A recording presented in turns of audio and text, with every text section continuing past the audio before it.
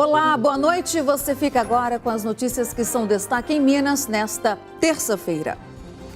Empresário francês é preso depois de tentar invadir uma escola particular com um facão. Homem é suspeito de engravidar a própria enteada de 11 anos de idade. Segundo a polícia, os estupros aconteciam há pelo menos 2 anos. Cartilha dá orientação a mulheres para que não sofram abusos em estúdios de tatuagem. Criminoso rende funcionários de agência bancária em Eloy Mendes, no sul de Minas. Bandidos fingem atropelamento para assaltar motoristas. Este é o novo golpe aplicado aqui na capital. 30 quilos de cocaína são encontrados embalados em balões dentro de um carro em Betim.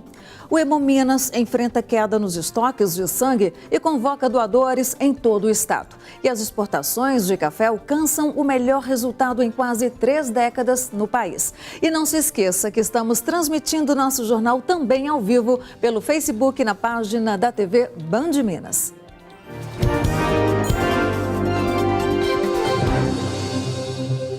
Está preso o homem suspeito de tentar invadir uma escola armado com um facão na manhã de hoje, no bairro Santa Teresa, na região leste de Belo Horizonte. Segundo a polícia, o homem, que é francês e empresário, havia tentado buscar a enteada no colégio, onde a ex-companheira do suspeito também trabalha, mas ele foi impedido. Foram momentos de desespero para os pais dos alunos desta escola particular no bairro Santa Teresa, em Belo Horizonte. O empresário francês, de 45 anos, foi preso depois de invadir o prédio. Segundo a polícia, ele estava armado com um facão e bastante transtornado. Neste portão, a gente consegue ver as marcas dos golpes de facão que foram deferidas pelo homem para ele conseguir entrar na escola. Isso aconteceu por volta das 8 horas da manhã. Por sorte, a maioria das crianças já estava em sala de aula. Este pai de aluno, que não quis se identificar, presenciou o momento em que o homem conseguiu invadir a escola. Estava chegando por volta de 7h40 da manhã, como de costume deixar meu filho na escolinha, né? E tinha um homem dando vários golpes no portão. E conseguiu entrar na escola. E nessa hora eu segurei meu filho, não deixei descer junto com a minha esposa. E aí eu vi que se tratava de uma invasão da escola. Eu fui seguindo ele, logo ligando para a polícia. Segundo a polícia, o homem queria buscar a filha de 7 anos da ex-companheira, que estaria impedindo ele de ver a menina. Mas para os policiais, a mulher explicou que ele não é o pai da criança e que eles estão separados desde março deste ano. Na noite desta segunda-feira, o homem já teria tentado buscar a criança na escola. A princípio parece uma relação tanto quanto conturbada. Ela já havia proibido a entrada dele e a busca da menina na escola. E ontem, à noite, no horário da saída, por volta de 5h30, 6 horas, ele tentou pegar a menina à força na escola. Foi contido por pais e funcionários da escola e prometeu que voltaria hoje, como fez. Conseguiu transpor o primeiro portão com golpes de facão, porém existe um outro portão entre a rua e a escola. E ele ficou preso entre esses 2 portões. Foi que os pais chegaram e ligaram para a polícia e começaram a tirar ele lá de dentro. Na escola existe um funcionário que é homem também, né, e ajudou a contê-lo e colocar ele para fora da escola. A escola tem cerca de 200 alunos, do berçário ao 5º ano do ensino fundamental. Jéssica estudou no colégio e mora na casa ao lado.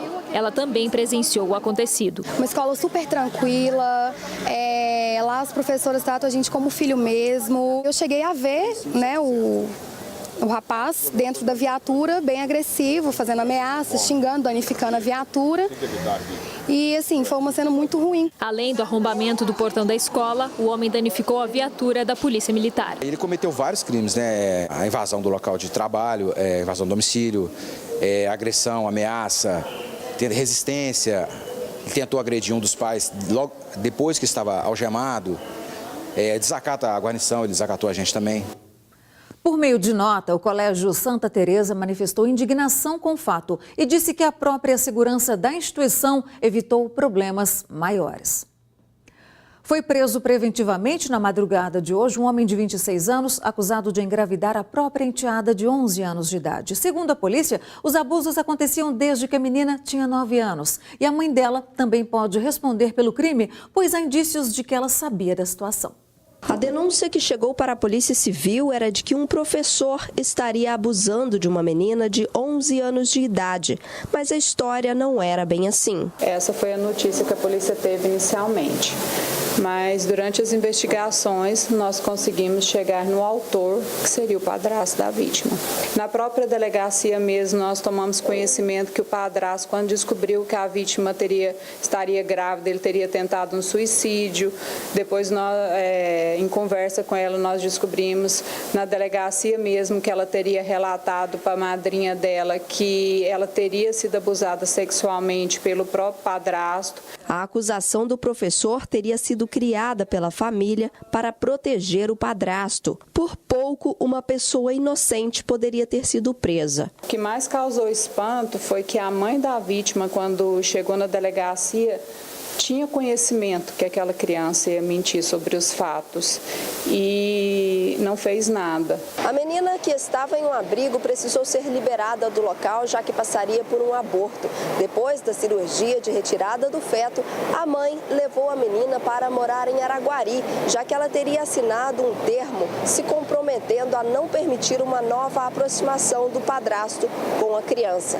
Mesmo assim, alguns dias depois, o padrasto também foi para Araguari, onde foi preso. Gilberto da Silva Correia, de 26 anos, era o caseiro de uma propriedade na zona rural em Martinésia. A mãe pode responder pelo mesmo crime que o padrasto, já que ela sabia da situação. A criança relatou que os abusos aconteciam há mais de 2 anos. Uma cartilha alerta mulheres sobre o assédio sexual dentro de estúdios de tatuagem. No material, as clientes encontram orientações para quem quer gravar um desenho na pele sem passar por uma situação de constrangimento, que pode se caracterizar como abuso. Elogios invasivos e desrespeitosos, toques impróprios, pedidos para que se tire a roupa sem necessidade, que fique em posições constrangedoras. Estes são alguns alertas que estão nesta cartilha feita por um grupo de tatuadoras de Belo Horizonte. Moa participou da concepção da cartilha. Uma das coisas que a gente fala aqui dentro da cartilha é que a gente não pode duvidar do que a gente sente.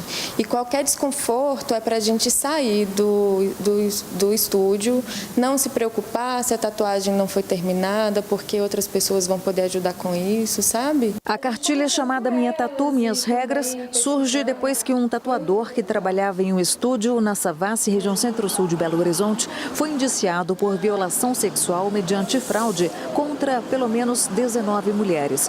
O tatuador Leandro Caldeira Alves Pereira, de 44 anos, foi preso no fim de março. As histórias vieram à tona depois que Duda Salabert, que foi candidata nas últimas eleições, usou a rede social para falar sobre a preferência dela em se tatuar com profissionais mulheres.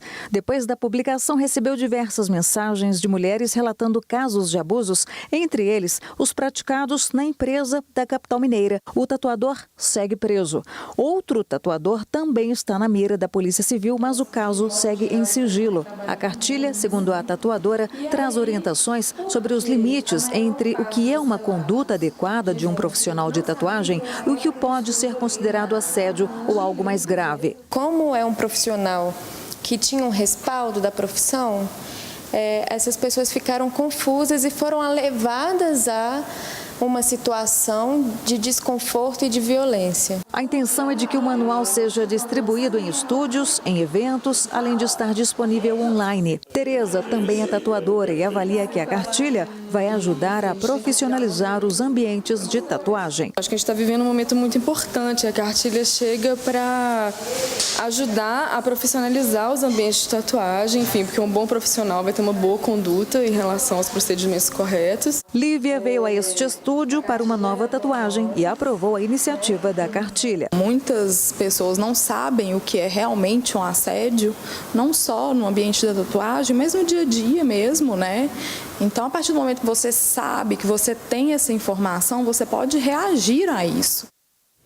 4 funcionários de uma agência bancária foram feitos reféns hoje durante uma tentativa de assalto na cidade de Eloy Mendes, no sul de Minas. De acordo com a Polícia Militar, uma das funcionárias foi abordada e rendida por assaltantes na BR-491. Ela foi levada para a agência, onde as outras vítimas também foram rendidas. Um vigilante que chegava ao local percebeu o crime e chamou a polícia. Os militares conseguiram identificar o criminoso e buscaram o pai dele para ajudar nas negociações para que ele se entregasse. Os reféns foram soltos e um homem preso em flagrante. Com ele foram apreendidos 2 coletes à prova de balas, 2 armas, munição, além de um boné de uma empresa de segurança. Ele tem passagens pela polícia por roubo à mão armada, receptação e tráfico de drogas. A polícia ainda investiga a participação de outras 4 pessoas.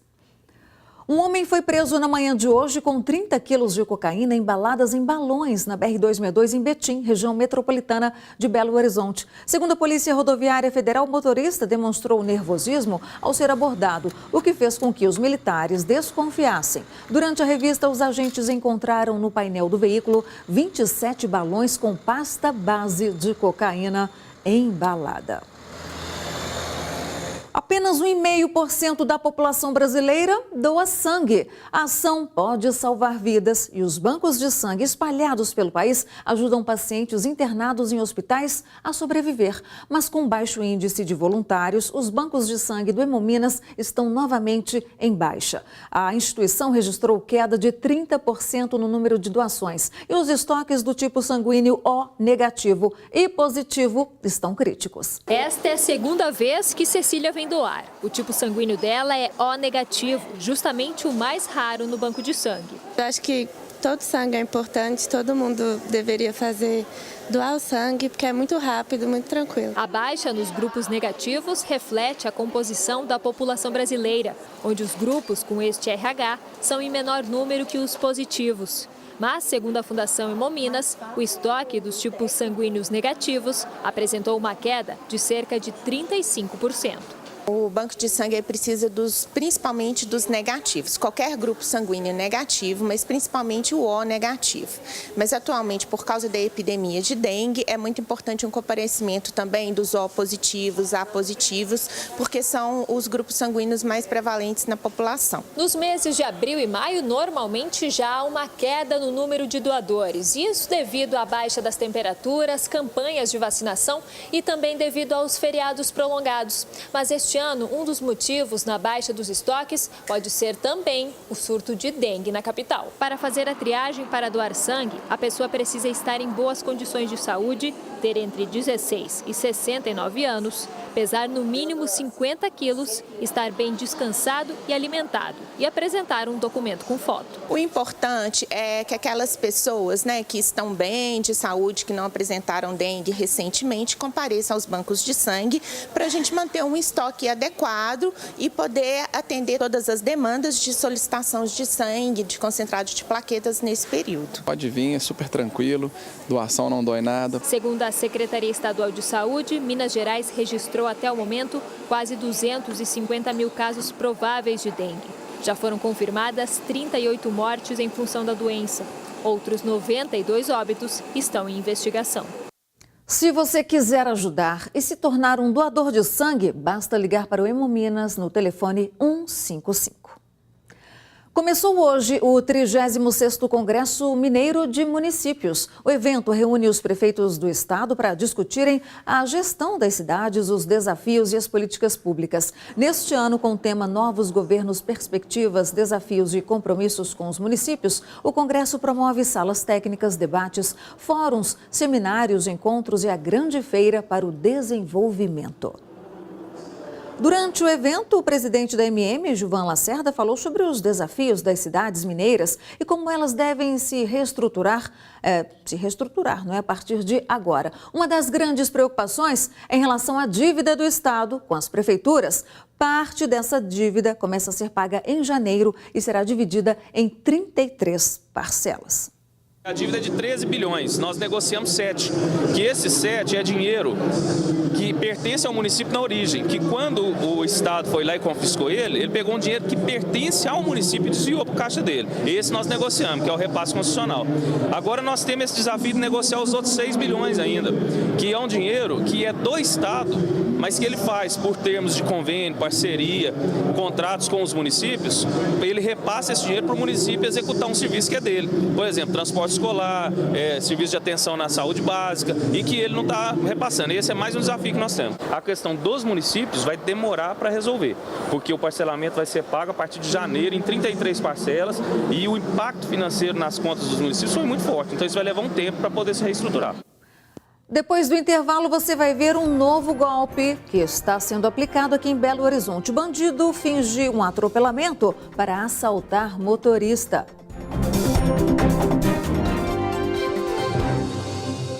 Foi condenado a 195 anos de prisão o ex-policial Calixto Lued Filho. Ele foi o 5º réu julgado pela chacina de Felisburgo, que deixou 5 mortos e 12 feridos em um acampamento sem terra no Vale do Jequitinhonha em 2004. O mandante do crime, Adriano Chafi, que já havia sido condenado a 115 anos de prisão, junto a outros 3 responsáveis pelo ataque, condenados a penas superiores a 90 anos de prisão.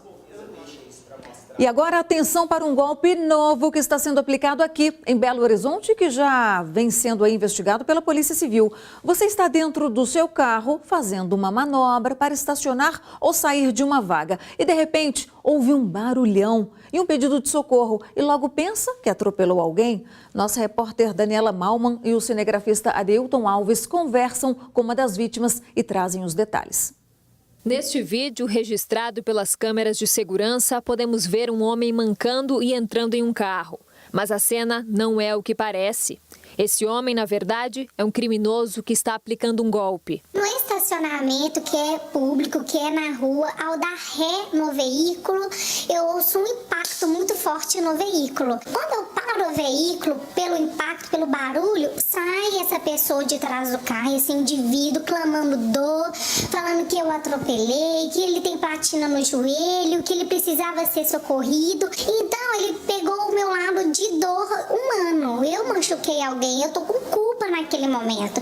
Então ele pede para que eu socorra porque ele não tem condição de esperar a ambulância, porque ele tem platina no joelho e está doendo. Ele entrou no carro e ainda clamava dor. Ao chegar em frente ao hospital, tudo muda. Ele já muda o tom de voz, já manda seguir em frente, já não olha para mim, já não olha para o lado e ali começa o meu pânico. Foi exatamente neste local que o criminoso trouxe a Aline e ele age sempre da mesma forma. Ele finge ter sido atropelado, pede para ser levado até o hospital da região, mas na metade do caminho ele ordena que a vítima siga dirigindo até chegar num lugar como este aqui, afastado, sem movimentação de pessoas, e então ele anuncia o assalto. Nesse momento eu desligo o carro e dentro do veículo ele começa a pedir dinheiro, pediu aliança, pediu objetos de valor, começou a pedir isso e eu não tinha na hora, não tinha dinheiro, a minha aliança não era de ouro que ele queria e no porta-luvas não tinha nada de valor e ele começa a ficar muito nervoso porque eu não tinha o que ele queria. Eu temia a minha vida de ser agredida, de ser abusada, de ter mais pessoas naquele local me esperando e ao não ter, ele sai do carro me xingando e sai daqui e eu pego e acelero e vou direto para a polícia militar. Segundo a vítima, o criminoso estava bem vestido e não levantou nenhuma suspeita. Ele estava de tênis, calça jeans, uma blusa polo clara, com o cabelo bem cortado. Então, assim, em torno de 1,69 m, 1,70 m. Não é velho, ele tem em torno aí, aparentemente, uns 40 anos, com a pele negra. Segundo a polícia, a orientação em situações como esta é acionar algum órgão de segurança e jamais colocar a pessoa dentro do carro. Procurar um local próximo, por exemplo, um comércio, estacionar o carro próximo a esse comércio, acionar, seja o bombeiro, seja o SAMU ou mesmo a própria polícia militar. A partir desse ponto, procurar uma companhia de polícia, informar o endereço onde possivelmente há alguém ferido ou alguém que tenha se acidentado, porque aí os órgãos competentes vão adotar as medidas e você vai se expor menos a risco, dar menor oportunidade desse agente infrator agir. O caso agora está sendo investigado pela 2ª Delegacia de Polícia Civil do Barreiro. Os celulares se tornaram uma extensão do nosso corpo. Estão sempre ali à mão e nos oferecem facilidades para o dia a dia. Ele é o GPS para quem está perdido, ajuda na hora de fazer as compras. É praticamente o seu gerente de banco. O problema é quando ele afasta as pessoas do convívio em sociedade. Quem faz esta reflexão é o nosso colunista Paulo Navarro. Olá, vício em celular é no mínimo doença e falta de educação. A tragédia é tão grande e contagiosa que até o chefão da Apple e dos iPhones acha que precisa ser controlado. Para Tim Cook, existe um caminho simples. Pare de dar atenção ao celular em vez das pessoas ao redor. O executivo descobriu um caminho desligar as notificações do seu próprio iPhone. E ele se perguntou, e eu pergunto a vocês, a gente realmente precisa receber tantas notificações por dia? É algo que não agrega valor nenhum à nossa vida, hábito que não faz de nós pessoas melhores. Agora, vamos direto ao ponto. Tem coisa mais chata e desagradável que gente, amigos, num bar ou restaurante que não desgrudam do celular? Até as crianças estão com esse vício maldito. Gente, a vida não se resume a celulares. Vamos tentar fazer como o Tim Cook. Vamos viver a vida como ela é e tem de ser, ao vivo. Vamos rir e falar com gente de verdade. É tão simples e saudável como dizer e assumir. Deixa para depois. Futebol. O Cruzeiro conheceu nesta segunda-feira o adversário das oitavas de final da Copa Libertadores. Será o River Plate da Argentina. As duas equipes só se enfrentam após a Copa América. E na Copa Sul-Americana, o Atlético vai encarar o Unión La Calera, do Chile, pela segunda fase da competição. O primeiro jogo vai ser na semana que vem, no Chile, e a volta na semana seguinte, aqui em BH. Na edição deste mês do Conexão Empresarial, empresários da capital e políticos se reuniram para debater o cenário econômico do país. O convidado especial de hoje foi Wilson Brumer, um dos mais destacados gestores do Brasil. Ele foi secretário de Estado de Desenvolvimento Econômico em Minas. Brumer assumirá a presidência do Conselho do Instituto Brasileiro de Mineração.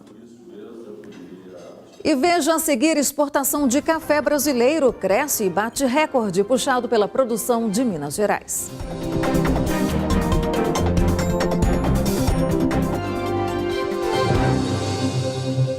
As exportações de café do Brasil cresceram nesta safra e alcançaram o melhor resultado em quase 3 décadas. As vendas de abril subiram 25% em relação ao mesmo mês do ano passado, 2018. Minas Gerais manteve a maior produção.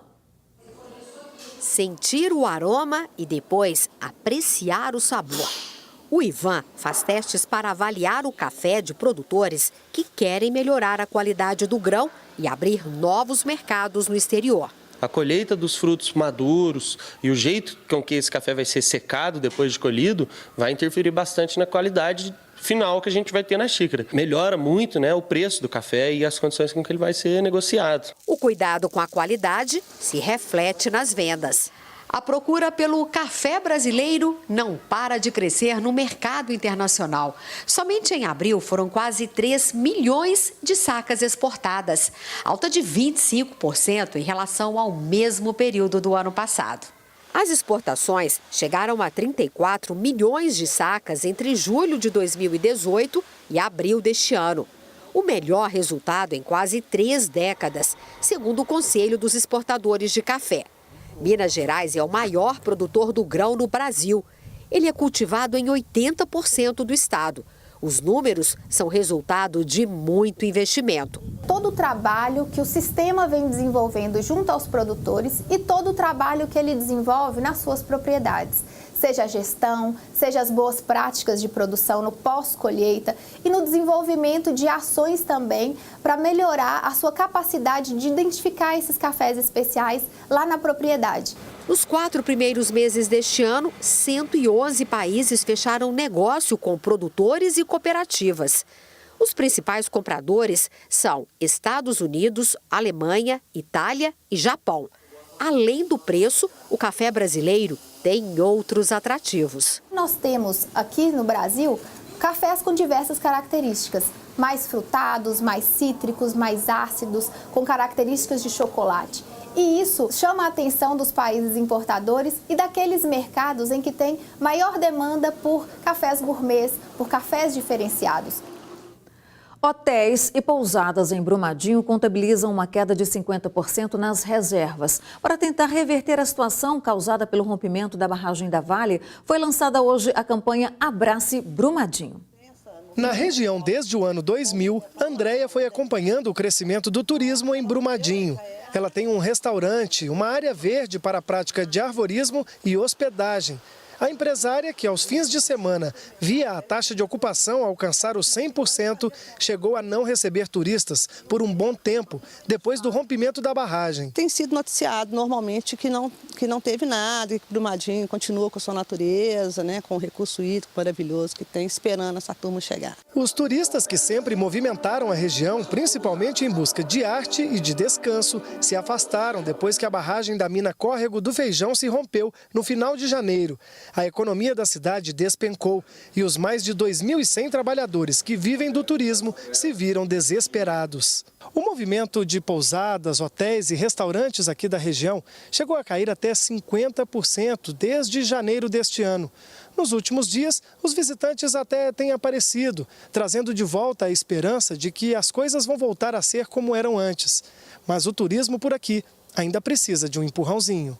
Pensando nisso, a Associação de Turismo de Brumadinho e região se uniu a outros órgãos e lançou nesta terça a campanha Abrace Brumadinho. Para contar para o nosso visitante, para as pessoas que estão afastadas da cidade, que não têm notícia apenas a notícia da lama, né? A gente tinha que contar para eles que a nossa cidade estava, né, de certa forma, com acessos liberados, as pousadas e hotéis funcionando, os restaurantes. Então foi pensada no sentido de trazer a informação do pós-tragédia, né? Como é que a cidade estava. A campanha vai veicular peças publicitárias destacando o turismo na cidade, mostrando que tudo por aqui está fluindo normalmente, apesar da tragédia. A gente tem aí primeiro um feriado no mês que vem, no mês de junho, né? Feriado Corpus Christi, e já estamos às vésperas das férias de julho, então dá tempo sim das pessoas se programarem para vir nos visitar. A gente acredita sim que esse retorno ele é de maneira quase que imediata, as pessoas já sabendo de como está a cidade, quais as condições de acesso, de hospedagem, isso já vai trazer de imediato o retorno para a nossa cidade. Ontem você viu aqui no Jornal Band Minas a homenagem feita pela Orquestra Filarmônica de Minas Gerais às mães de Brumadinho no Museu Inhotim no último domingo. Reiteramos que o concerto foi apresentado pela Orquestra Filarmônica de Minas Gerais e não pela Orquestra Sinfônica, como foi veiculado na nossa matéria. Para você, uma ótima noite. Obrigada pela companhia. Até a próxima.